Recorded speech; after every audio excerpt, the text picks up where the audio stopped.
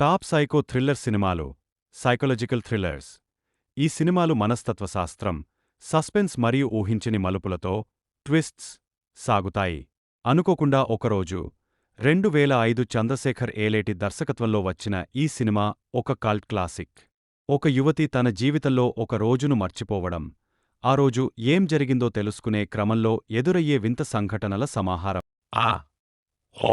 2018 ఇది చాలా విభిన్నమైన సినిమా.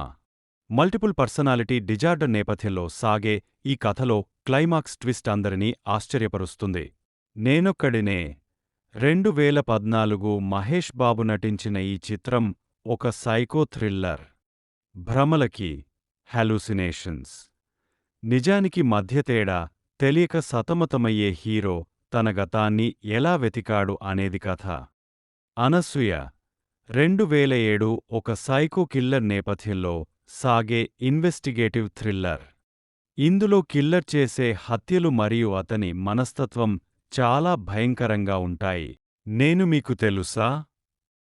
2008 సినిమా మంచు మనోజ్ కథానాయకుడిగా నటించిన ఈ చిత్రం తెలుగులో వచ్చిన ఒక వినూత్నమైన సైకో సస్పెన్స్ థ్రిల్లర్.